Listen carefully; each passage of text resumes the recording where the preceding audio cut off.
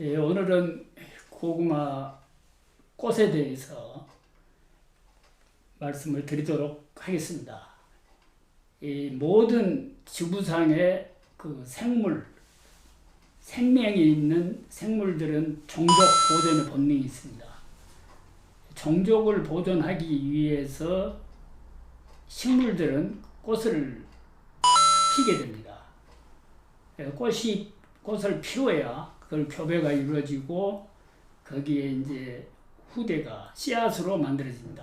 그런데 고구마는 두 가지 방법에 의해서 후손들이 이어가게 됩니다. 후손들을 말하자면 꽃을 피워서 교배가 이루어져서 씨앗으로 남기는 방법이 있고, 또 우리 한국에서 이 고구마 그 묘를 만들어 가지고 묘를 심어서 고구마를 달리게 해서 우리가 고구마를 먹고 있는데, 우리가 먹는 그 고구마에 눈이 많이 붙어 있습니다.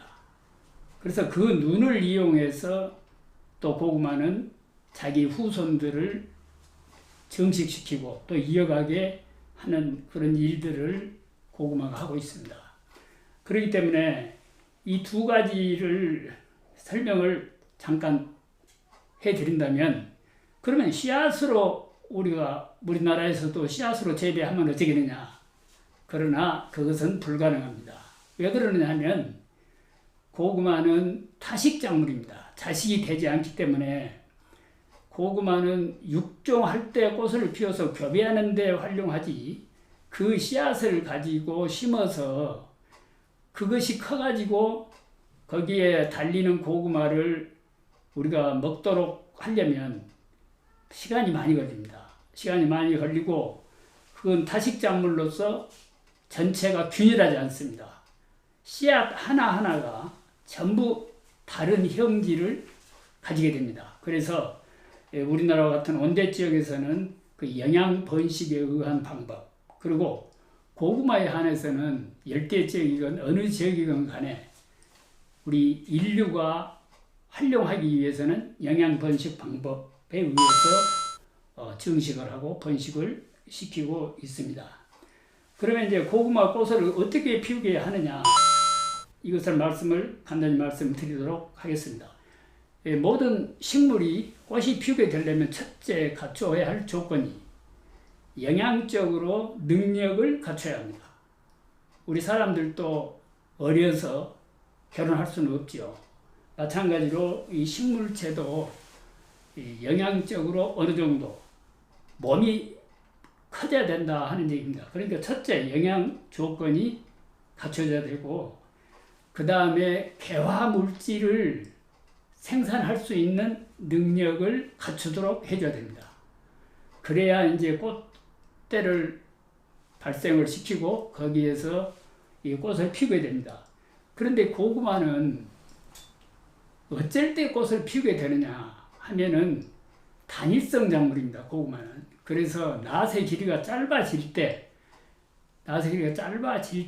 꽃이 피는 작물입니다.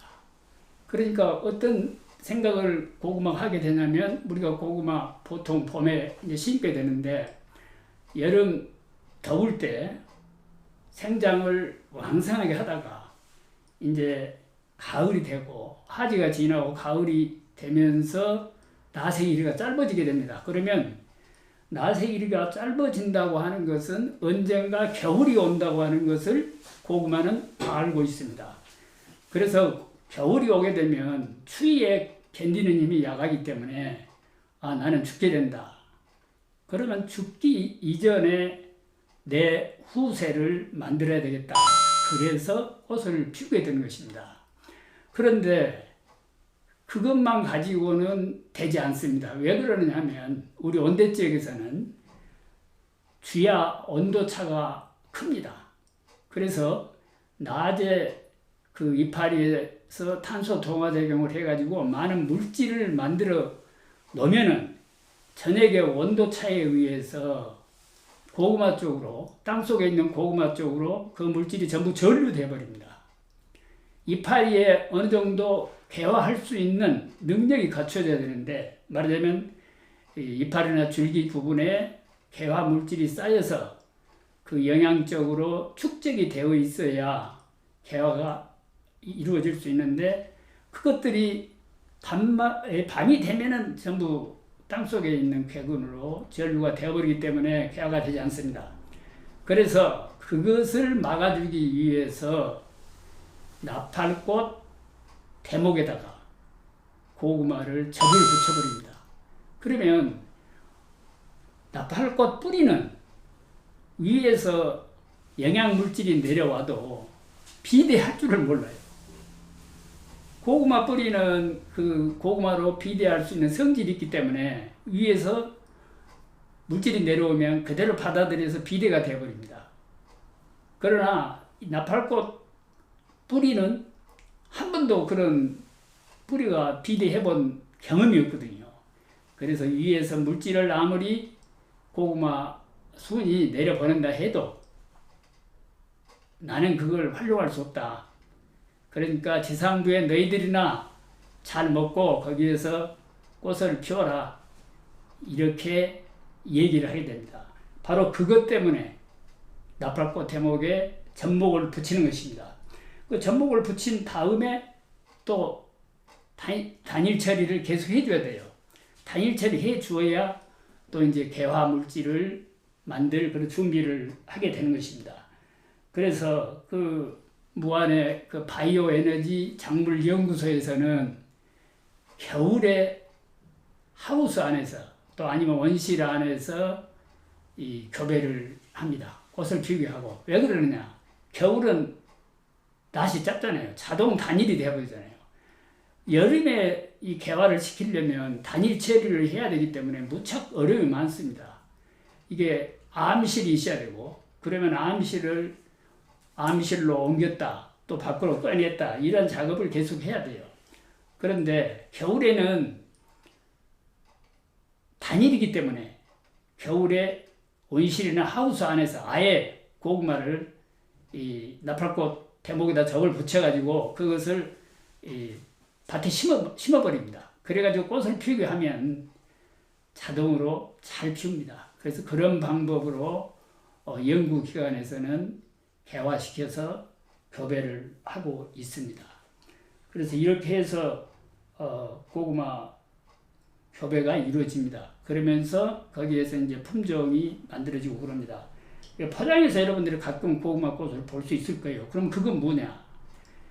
원래 우리나라에 그 우량 품종이라고 한다면 절대 포장에서 고구마 꽃이 피지 않습니다. 그러나 이게 이제 기상이 자꾸 변화되면서 또 여러 가지 이유에 의해서 가끔 포장해서 고구마 꽃을 볼 수 있기도 합니다. 그러니까 그러한 것을 이해를 하시고 고구마 꽃을 보시면 흐뭇할 것입니다. 그리고 고구마 꽃은 꽃말이 행운입니다. 그러니까 여러분들 밭에서 고구마 꽃을 보게 되면 행운이 닥쳐온다. 그렇게 기쁘게 생각해 주시면 좋을 것입니다. 그러니까 모든 생물은 자기가 죽음이 닥친다 하게 되면 후세를 남기려고 하는 종족 보존의 본능이 발동을 합니다. 식물도 마찬가지다 하는 얘기입니다.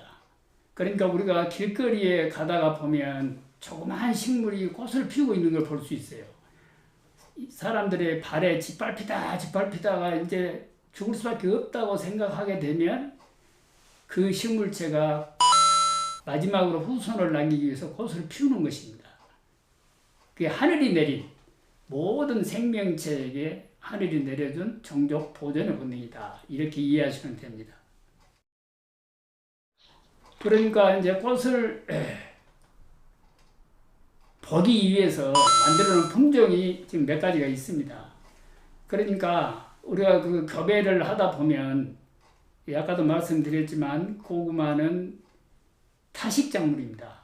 타식작물이라고 하는 것은 이 같은 꽃 안에 있는 그 수분 수정이 이루어지지 않습니다. 그러니까 같은 꽃 안에 있는 수술의 꽃가루를 암술이 받아들이지 않아요. 말하자면 거친 결혼을 안 하는 겁니다. 그리고 멀리 있는 꽃하고만 교배가 이루어집니다. 그렇기 때문에 잡종이라고 하는 얘기예요. 순종이 만들어질 수가 없습니다. 이 벼나 보리 같은 것은 자식이 됩니다. 그러니까 자기 꽃 안에서 교배가 이루어져요. 그렇기 때문에 이러한 것들, 그러한 자식 작물들은 인간들이 더 도와줘야 됩니다. 물론 자기들 스스로도 보존이 되는데 그러한 것들은 더 인간들의 도움이 필요하다 이렇게 생각하시면 되고요. 이 타식 작물들은 더 다양하게 번식을 할 수 있습니다. 다양성을 가질 수가 있어요. 그러니까 여러 가지 어려운 어려운 환경을 이겨낼 수 있다고 하는 장점이 있습니다. 근데 이것을 우리 인간이 이용하려고 보니까 이제 어렵죠. 어려운데 인간이 이용할 수 있는 방안만 우리가 빼서 슬쩍 활용을 하는 겁니다. 그 대신 이 고구마가 종족 번식을 할 수 있도록 우리가 매년 저장을 했다가 또 씨앗은 남기고 또 우리가 필요한 것은 우리가 먹고 또 씨앗 남겨주고 이렇게 하고 있지 않습니까? 그러니까 우리가 고구마의 종족 보존의 본능을 지켜주면서 그 사이에서 우리가 고구마를 활용하고 있는 것입니다. 이 자연의 법칙 속에 인간과 고구마가 서로 협력하고 있는 겁니다. 모든 작물과 인간이 협력하고 있다 이렇게 생각하시면 됩니다. 그러니까 말하자면 꽃이 그렇게 많이 피는 품종은 수량이 매우 적습니다. 그러니까 수량이 적을 것을 각오하고 꽃을 보기 위해서 우리가 유지 보존을 하는 것이죠. 그러니까 그러한 그 고구마 품종을 저장하기는 농가에서는 상당히 어려울는지 몰라요. 일반 고구마처럼 아마 이 고구마가 저장력이 아마 강하지는 않으리라고 이렇게 생각이 됩니다. 제가 퇴직 후에 꽃을 보기 위한 관상용 품종이 개발이 아마 되었어요. 그래서 그럼 필요하다면은 연구소에 연락을 하면 분양을 받을 수 있을 것입니다. 한번 얘기를 해서 몇 뿌리 얻어가지고 한번 심어보시면 꽃을 관찰할 수 있으리라 봅니다. 농업철학, 농업철학이라는 과목이 있어요. 농업철학. 그러니까 우리나라 이제 농업인들도 이제는 자기가 하고 있는 농사에 대한 어떤 철학적인 그런 생각을 할 수 있어야 될 때가 됐다고 봅니다. 이제는 우리나라 농업인들도 이제 뭔가 자신감을 갖고 전진할 수 있는 그런 시기가 된 게 아닌가. 그리고 특히 무안의 고구마 농사를 하시는 분들은 제가 볼 때 매우 만족도가 높습니다. 그리고 자신감에 차 있다. 저는 그렇게 평가를 하고 싶습니다. 그래서 거기에 이제 정말 농업인으로서의 갖추어야 할 철학적인 어떤 소양을 조금은 갖춰야 되지 않겠느냐. 그럼으로써 무안의 고구마가 세계화될 수 있고 또 여러 관광객들이 오더라도 품위를 유지할 수 있는 자세를 갖출 수 있을 것이다. 그런 생각이 듭니다. 고구마 관련해가지고 한 15회 정도 외국을 나갔는데, 이제 일본이나 중국은 몇 차례씩 나갔죠. 이제 고구마 관련 심포지움이나 세미나 참석자, 스리랑카하고 인도네시아, 그리고 중국, 일본, 대만, 뭐 이런 정도로 생각하면 될 거예요. 필리핀도 같습니다. 필리핀. 그런데 이제 그런 나라들에서 그 고구마에 대한 이야기를 이제 외국 것을 하는 것도 이제 좀 의미는 있다고 봐집니다만은 농법이라든가 기술적인 면에서는 일본을 제외하고는 우리나라 기술을 아직 따라가지 못한다. 저는 그렇게 보고 있습니다. 고구마 관련 조직이 고구마 산업 중앙연합회라고 있어요. 그걸 이제 그 고구마 처음에 제가 퇴직을 하면서 전국에 있는 고구마 관련된 그 농업인들이 고구마 연구회를 만들자 해가지고 제가 이제 퇴직을 하니까 저보다 연구회장을 하라고 막 강요를 했어요. 그래서 원차장에 내가 어떻게 그 연구회장을 하느냐, 그 농업인 중에서 회장을 뽑든지 그래야지.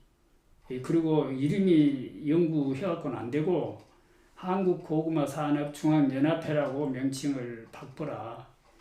그렇게 해서 이제 제가 처음에 시작은 제가 했어요. 그래가지고 바로 1년 만에 이제 고구마산업중앙연합회라고 만들면서 다른 분을 회장을 시키면서 이 고구마 날이 결정 그 당시 행사를 하자 이렇게 된 겁니다. 된 건데 이게 이제 힘이 약하니까 위에서 이제 고구마 날을 말하자면 이 고구마 중앙연합회를 활용을 해서 무슨 행사를 하고 싶으면 농림축산식품부나 저 위쪽에서 그 고구마 날을 좀 뒤로 미뤄서 행사를 하면 어쩌겠느냐 이제 이렇게 강요를 하는 거죠.